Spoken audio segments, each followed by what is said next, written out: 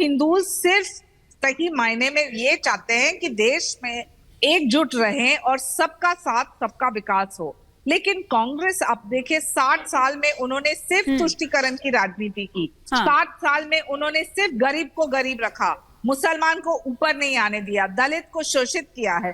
कहीं आत्मनिर्भरता की बात नहीं है, कहीं शिक्षा की बात नहीं है, कहीं सुरक्षा की बात नहीं है। तो मैं ये पूछना चाहती हूँ आपको, ये इलेक्शन का ये सवाल नहीं है। जब नाना पटोले जैसे लोग कहते हैं कि राम मंदिर में शुद्धिकरण, ठीक है, आपके ऑडियो में कुछ प्रॉब्लम आ रही है, मैं लौटूंगी। ऑडियो में कुछ प्रॉब्लम आ रही है, बार बार फ्रीज भी हो रहा है आपका फ्रेम। लेकिन मिश्रा जी, मैं थोड़ा ये भी समझना चाह रही हूँ, क्योंकि उधर योगी जी भी ये कह रहे हैं कि ये जो चुनाव है वो राम भक्त वर्सेस राम विद्रोही जो हैं उनमें हो गया है, रामद्रोही जो है उनमें हो गया है। क्या वाकई ये चुनाव अब रामद्रोही वर्सेस राम भक्तों वाला हो गया है? तो फिर ये क्या है? कितनी छोटी बात कर रहे हैं भारतीय जनता पार्टी के समर्थक। भारतीय जनता पार्टी जो 1980 में बनी है, राम भक्त, राम सदियों से हैं, हजारों सालों से हैं। क्या वो लोग राम भक्त नहीं थे या राम के राम के विचारधारा वाले नहीं थे जो आजादी में अपनी जान दे दिए? राम ही केवल नाम धारा सुमिर सुमिर में उतर नहीं पा रहा। राम का केवल नाम काफी होता है और आपने राम को अपना कॉपीराइट बना लिया। भारतीय जनता पार्टी कौन होती है हिंदुओं का? क्या हिंदुओं का रखवाली भारतीय जनता पार्टी अकेली है क्या? भारतीय जनता पार्टी का क्या हक बनता है कि आप हिंदुओं के बारे में बात करें? सबसे ज्यादा हिंदुओं का नुकसान भारतीय जनता पार्टी ने किया। भारतीय हिंदुओं का एक विचारधारा रहती थी, हिंदुओं के सर्वभवन्तु सुखिनः सर्वे सन्तु निरामया, मतलब सब लोग सुखी रहें, सब लोग संपन्न रहें। उस विचारधारा का आपने विरोध किया। आपने हिंदुओं को एक कट्टरपंथी टैग कर दिया है। आपके हिसाब से आपने हिंदुओं को ऐसा बना के रख दिया है कि हिंदू सिर्फ कट्टरपंथ होता है। ऐसा नहीं है। हिंदू ये देश में हिंदू कट्टरपंथी नहीं है, हिंदू सेकुलर है। इसीलिए ये देश अभी तक है। जहां हिंदू नहीं है वो देश कोई भी सेकुलर नहीं रह सका। भारतीय जनता पार्टी सिर्फ और सिर्फ हिंदू मुसलमान लड़ाने का काम करे। मैंने आपसे मानी जी पहले भी कहा था कि एक कल चुनाव और जाने दीजिए, एक पहर हो जाने दीजिए, आप देखिएगा कल के चौथे चरण के बाद में ये इस हद तक गिर जाएंगे कि आपस में ऐसे भाषण देंगे।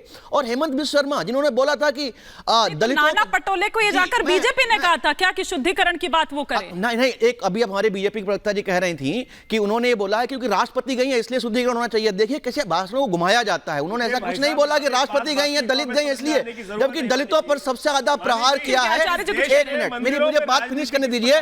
हेमंत बिश्व शर्मा जी ने यह भी बोला था कि दलितों का राम की जगह, मंदिर की जगह यूनिवर्सिटी बनाने का प्रयास, मां मंदिर की जगह पे शौचालय की बात करने वाले लोग आज यहां पर तथाकथित तौर पर बैठ के राजनीति करने की बयान कर रहे हैं, मंदिर की शुद्धिकरण की बात कर रहे हैं। राम सिर्फ आपके हैं, आपकी बपौती है। राम सिर्फ आपका अधिकार है क्या? नहीं, आप बताइए ना, आप बताएंगे कि हम राम की पूजा कैसे करें? क्या राम हमारे नहीं है? मैं हिंदू नहीं हूं क्या? आप हिंदू हैं, आप कौन से ठेकेदार बनते हैं? राम भक्तों के पैरों को धोया जाता है। ठेकेदार कहां से बन गए? किसने बनाया आपको? और वहां बैठे हुए जो अनुभव है, कौन है? मोहतरमा तो ऐसी है कि राम जय श्री राम बोलने में जवान खिंचवा लूंगी। याद होगा आपको वीडियो, याद होगा आपको वेस्ट बंगाल का वो वीडियो कि जब गाड़ी रुकवाकर कौन बोला ना जय श्री राम, जवान खिंचवा ली जाएगी। ऐसे आचार्य जी रोक रहे लोग, आचार्य जी एक मिनट रोक रही हूं, आचार्य जी रोक रही हूं, आचार्य करिए, राजनीति मिश्रा जी उन लोगों को वास्तविक तौर पर बताने जा रहा है कि राम के भक्त कौन है। मुझे बताइए वास्तविक तौर पर इस देश में जो कार्य 1947 में हो जाने चाहिए, आचार्य जी लगातार, आचार्य जी एक मिनट आपको रोक रही हूँ, एक मिनट रोक रही हूँ। लेकिन मिश्रा जी इस तरह के बयान भी तो आ ही रहे ना। और अभी थोड़ी देर पहले ही मैं दुष्यंत जी से कह रही थी कि भैया जो जाता है वहां पर तो उसको पार्टी से निकाल दिया जाता है। तो ये वाली चीजें भी तो है कि नहीं? मिस इन्फॉर्मेशन है। आप मिसइन्फॉर्मेशन इतने सारे लोग को टिकट दिया गया, ये गलत स्टेटमेंट है कि कांग्रेस के नेता मंदिर जाते हैं। सिर्फ और सिर्फ उन्होंने जो प्राण प्रतिष्ठा था उसका बहिष्कार। आचार्य प्रमोद कृष्णम क्या कहते हैं? आचार्य प्रमोद कृष्णम क्या कहते हैं? जब तक कांग्रेस में तब तक सही थे, भारतीय जनता पार्टी की गोद में बैठ गए तो जो वो बोले भारतीय जनता पार्टी इनको सही लगेगी। अच्छा, आचार्य प्रमोद कृष्णम पहले कांग्रेस में थे ना। और रही बात प्राण प्रतिष्ठा की, सिर्फ प्राण प्रतिष्ठा का बहिष्कार किया गया था क्योंकि वो राम मंदिर, राम का इवेंट ना होकर के नरेंद्र मोदी का इवेंट बन गया था। वहां पर नरेंद्र मोदी भगवान राम से ऊपर हो गए थे, इसलिए विपक्ष ने बहिष्कार किया था। जब मंदिर का कार्यक्रम हो सब देश को बुलाओ, आपने शंकराचार्यों को नहीं बुलाया, कितनों को? राम का बहिष्कार कभी नहीं हुआ। राम का बहिष्कार किया है, जो प्रधानमंत्री राम का बहिष्कार अभी यहाँ आने से पहले राम की पूजा करके आया हूँ। कैसी बात कर रहे हैं सर आप? मुझे बताने वाले लेके मैं राम का बहिष्कार करूंगा। ठीक है, आप हैं कौन? कौन नहीं आप कौन हो जो मुझे बताएंगे कि मेरे राम कैसे होने चाहिए, कौन होने चाहिए? ठीक है, आप कौन हो? आप नहीं जाना चाहिए इस देश के इतिहास आप कौन है सर? आप ठीक है, मैं आपको रोक रही हूँ, अब आप दोनों को रोक रही हूँ, प्रोफेसर कपिल, अब आप दोनों को रोक रही हूँ सर, प्लीज एक एक कर इस तरह से नहीं, ठीक है, ठीक है, अब आप दोनों को रोक रही हूँ, आप दोनों ने अपनी बात रखी। देखिए एक साथ बोलेंगे तो कैसे समझ आएगा ना, अब एक एक करके एक तो बाबर था जिसने मंदिर का विध्वंस किया, उसके बाद आजादी के बाद ऐसे लोग रहे जिन्होंने राम मंदिर पे ताला लगवा दिया। ठीक है, अरे एक के बाद सीरीज है इलाहाबाद के अंदर जिस प्रकार से, ठीक है, आप रोक रही हूँ देश में ठीक है। मिश्रा जी और आचार्य जी आप दोनों को रोक रही हूँ। प्रोफेसर साहब, क्या वाकई में ये जो चुनाव है, आप चौथे चरण तक आते आते, अब कल पोलिंग होनी है, उससे पहले आते आते तक जैसा योगी जी कह रहे हैं वैसा ही हो गया? देखिए, मैंने तो आज से 8 महीने पहले ये बात कही थी कि जितना घटिया प्रचार इस चुनाव में होगा भारत के अंदर कभी नहीं हुआ होगा। इतिहासकार होने के नाते मैं इस बात को कह रहा हूं, और इसको घटिया बनाने में किसी ने कोई कसर नहीं छोड़ी, और उसके कारण है कि आज अगर ये चुनाव हमारा है और हम ही इसके लिए जिम्मेवार हैं तो बात ठीक है। सैम पेट्रोदा बैठ के बाहर क्या कह रहे हैं देश से, सोरोस के एजेंट क्या कह रहे हैं बाहर बैठ करके देश से, पाकिस्तान क्यों चाहता है कि चुनाव में हमारे इंटरफियर के करने का, और उसके बाद मणिशंकर अय्यर क्या कह रहे हैं, फारूक अब्दुल्ला क्या कह रहे हैं, मतलब ये क्या ओपन थ्रेट है? क्विक रिएक्शन ले लेती हूं उसके बाद कि पाकिस्तान से बात करो नहीं तो पाकिस्तान बम फोड़ देगा। आ रही उस पर भी आप। तो इसलिए क्विक रिएक्शन, हाँ दुष्यंत जी, फिर मैं संजय जी का रुख करूंगी सर, क्विक रिएक्शन हो जाएगा।